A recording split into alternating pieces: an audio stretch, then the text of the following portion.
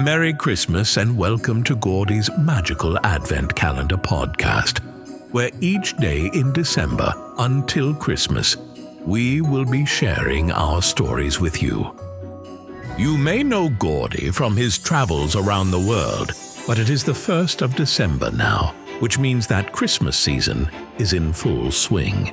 Gordy and the other elves were all in their Christmas uniforms gathered outside of Santa's workshop. Santa himself stood on the balcony and smiled down at the elves. Ho, ho, ho! Santa explained that this year there would be an advent calendar given to the elf that found the most perfect Christmas tree to decorate the town square. Excitement filled the entire square as the elves murmured amongst themselves. Gordy strapped on his candy cane skis and was on his way to the Christmas tree forest. Zipping down the slopes, Gordy could see the shining stars atop the Christmas trees in the forest. He had heard about the trees' beautiful ornaments that could give you a little bit of magic. As he went up a small hill, Gordy flew into the air and could see the whole forest. Woohoo! This is awesome! There were beautiful green trees and Christmas lights all over. One in particular caught his eye, a large tree with glowing blue lights. To its side was something strange, a large black block of fur. Wait, what could that be? Before Gordy could tell what the creature was, he landed in a pile of snow with a thump. Oh well. Gordy happily went into the sparkling wonderland.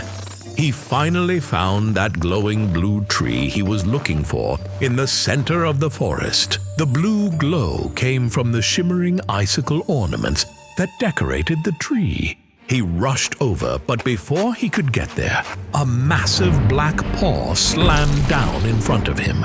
Gordy jumped back and looked up. Above him stood the Yule cat, a black cat that was as tall as the tallest tree in the forest, and was also very cranky. Gordy explained that he needed to take this tree back to Santa, but the Yule cat would not listen.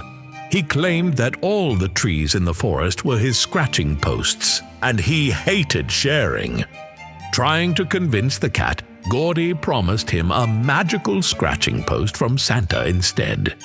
And the Yule cat would still have all of the other trees in the forest.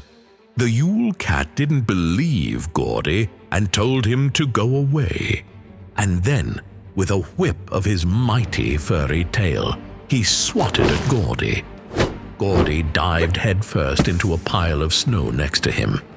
Giving up wasn't an option, so Gordy would have to try something else. He leapt up and waved his hands over his head.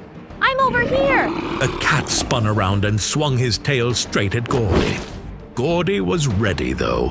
1, 2, 3! Gordy jumped and landed perfectly on top of the cat's tail. He stood up like he was on a snowboard and then hopped off the tail onto the Christmas tree. He grabbed one of the shining icicle ornaments and put it around his neck like a necklace. He sure hoped these ornaments were magic like the legend said, because the Yule cat was charging straight at him. Then he noticed that his breath tasted minty fresh. The magic of the ornament must have something to do with that. The cat swished his tail at the tree, and Gordy breathed out a heavy sigh. An icy mist swept over the entire forest. When the mist cleared, the Yule cat was frozen in a solid block of ice. The cat blinked twice at him from the block of ice, and now was in a much more chatty mood.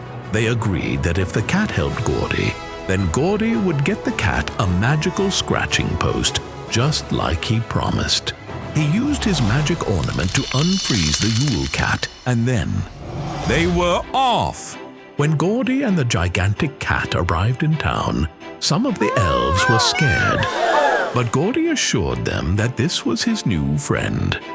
They popped the tree up, and Gordy could see that others had fetched trees too, but none sparkled like his did with those magical ornaments. It was no surprise when Santa picked Gordy's tree, and for his prize, Gordy received a magical advent calendar. Santa also made good on Gordy's promise to the Yule cat. The cat was satisfied and headed back home. Gordy, curious about the advent calendar, opened the small door that had December 1st on it. To his surprise, it had a picture of the Yule cat and the tree on it. Gordy looked over to Santa, who gave him a cheeky wink and said, Ho, ho, ho! And that was Gordy's first adventure with his magical advent calendar. If you want to see and hear more about Gordy, check him out on YouTube. Also tune in tomorrow for Gordy's next magical advent calendar adventure. Welcome back to Gordy's Magical Advent Calendar podcast. After finding the perfect Christmas tree for the town square, Gordy received a special gift from Santa, a magical advent calendar. Now, it's day 2 and time for Gordy to open the next door and see what awaits him. Gordy's eyes sparkled with curiosity as the number 2 on the calendar began to glow. He opened it, and Santa's voice echoed through his room. Ho, ho, ho! Ready for your next adventure? The toy factory's ribbon-making machine went absolutely crazy. It's tangled up the entire workshop in a giant knot. We need a new toy factory, and fast. Gordy's heart leaped with excitement. Ever since he was a tiny elf, Gordy had dreamed of designing the perfect toy factory. And now, his dream was coming true. Thanks, Santa. I know exactly what to do. Gordy headed out to Santa's village, and as he walked, he noticed a slight change in the air. The wind was starting to pick up. When Gordy arrived at the town square, he quickly gathered the best builder elves in all the land. Gordy pulled out a giant blueprint he had sketched on the way, unfurling it with a dramatic swoosh. All right, team, here's the plan. We're going to build the coolest, grandest, most awesomest toy factory the North Pole has ever seen. They were all excited to get to work. They needed to gather the warm, magical gingerbread from the famous gingerbread mine. This gingerbread was special, radiating the warmth of the warmest hot cocoa and strong enough to withstand even the chilliest North Pole winter. Gordy had heard stories of this mine from his mother. She once used that gingerbread to build a magical gingerbread sleigh. That memory filled his heart with joy, and he couldn't wait to get started. The elves arrived at the gingerbread mine and got to work. They carefully carved out massive slabs of gingerbread, and soon they had more gingerbread than they could carry. So how would they carry this massive chunk of dough back to the construction site? Gordy tapped his chin thoughtfully, trying to ignore the slight chill coming from the gusting wind and focus on the problem at hand. Then he remembered.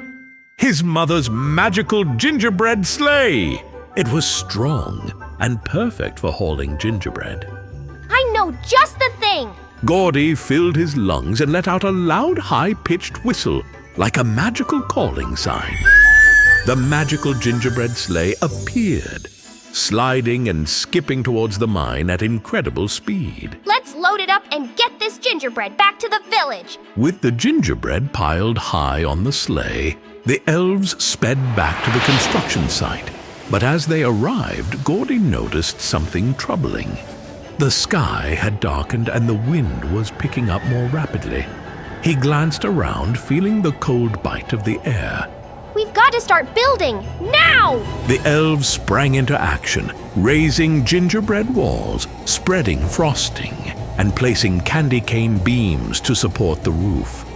Just as they were getting into the groove, a gust of wind blew through the site, and a large stack of gingerbread bricks toppled over, crashing to the ground. Oh no! We can't let this blizzard ruin our factory. Extra elf power! power, friends! The elves started working even harder. Gingerbread walls flew into place, frosting swirled like snowflakes. The factory was nearly complete, just one more thing to do. The roof! Gordy rushed to grab a nearby ladder, but a fierce gust of wind whipped it away, sending it into the snowstorm. Gordy's heart skipped a beat. The blizzard was almost there. He could hardly see past the construction site. His mind raced, and just as he started to panic, his eyes landed on his candy cane skis. Suddenly, he had the most brilliant of brilliant ideas, and his eyes lit up like Christmas lights. Of course! My candy cane skis! He grabbed his candy cane skis and, using them as makeshift climbing hooks, jammed them into the gingerbread wall. The climb was crunchy and tough. Every step took all of Gordy's strength as the wind tried to knock him back down. He reached the top and looked down at the roof below. There wasn't time to carefully spread the icing. Gordy cut open an icing packet and tossed it across the roof, immediately closing his eyes and wishing for the best. The packet skidded along the edge, spreading on the cracks between roof and wall, just in time. Gordy and his friends began to celebrate, but a howling blast of wind reminded them of the storm. They dashed inside the gingerbread factory just in time, struggling to shut the doors against the fierce wind. The storm raged outside, but inside the gingerbread factory, it was warm and safe. Slowly, the blizzard began to die down. The elves peeked outside, and the factory was still standing strong.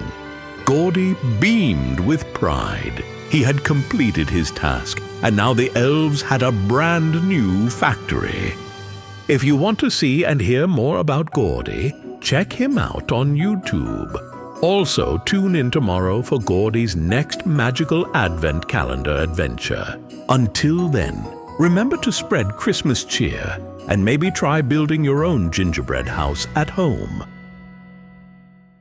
Welcome back to Gordy's Magical Advent Calendar podcast. It is December 3rd, which means another adventure with Gordy. Last time, Gordy built a toy factory for Santa in a blizzard. Let's see what the Magical Advent Calendar has in store today. Gordy heard the magic sound of the Advent Calendar and saw the number 3 glow. Ho, ho, ho! Hello, Gordy! The snow monsters seem to be whipping up quite the storm in the icy tundra. I wonder if they caused that blizzard at the toy factory yesterday. Would you mind going to see why they're in such a grump? The snow monsters are very proud, so you will have to impress them somehow. Good luck. Gordy quickly looked around the room and thought of what he could bring to help him. That's it! He saw the icicle ornament from the Christmas tree forest. If he wore the ornament, it gave him magical frosty breath. That was sure to impress the snow monsters. He was ready to go. As Gordy left the warmth of the town, he tried not to think about how he had never been this far north and how the air was seeming to get colder and colder. Up ahead, the sky was a dark gray that he knew all too well. There was a blizzard brewing. He would have to hurry. He dashed off towards the huge storm. He approached the gusty, dark clouds that were now right in front of him. I have to do this. Santa is counting on it. Speeding into the storm, Gordy could still hear and feel the blizzard. But then the wind stopped. He was in the middle of a sunny day with a snowy landscape all around him. Out of nowhere, a few small snow hills started to move. Wait, those aren't hills. It's the snow monsters. Hi, snow monsters. They must have stood at least as tall as Gordy's house. They were giants. The chief snow monster approached Gordy with heavy steps. The chief was giant, with a great white beard and cold blue eyes. As they got closer to Gordy, Gordy tried to remain calm. The chief spoke with a voice that shook like an avalanche. What have we here? Is that a little elf? Hi, my name is Gordy. Did you happen to make a blizzard that almost destroyed Santa's new toy factory? The chief laughed coldly. They hadn't made any blizzards recently. They'd all been in hibernation, until Gordy just woke them up. They couldn't have done it. Gordy tried to figure out what was going on. But then, the snow monsters challenged him to a snowball fight. Before Gordy could argue, they explained the rules. If Gordy won, then they would help him find out where the blizzard came from. If he lost, then he had to leave and never come back. Not seeing any other choice, Gordy started to make snowballs. They had split the snowy field into two halves. Gordy was on one end with a dozen small snowballs, but the snow monsters had hundreds of huge snowballs. Oh, candy canes! How was Gordy going to get himself out of this?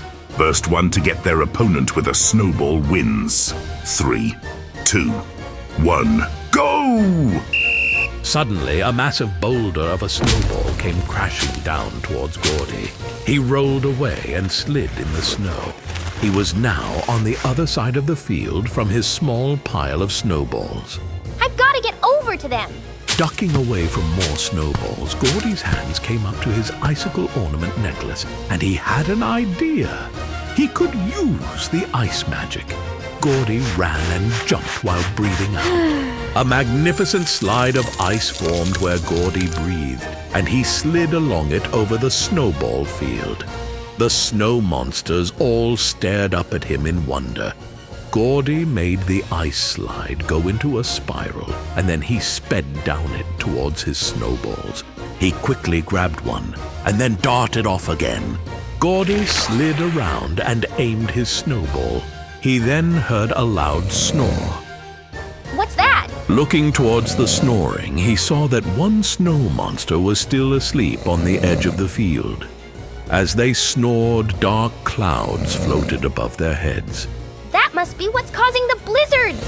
Snow monster snores! Time out! The snow monsters all gave Gordy a funny look. Then he pointed at their friend. Look! The snow monsters looked between their sleeping friend and Gordy. Then all began to laugh. It all made sense now. The chief called off the snowball fight and said that Gordy had impressed them with his courage. Thank you! It was fun! The chief promised they'd try to snore a little less to help out the North Pole. They also told Gordy he was welcome to have a snowball fight with them anytime he wanted.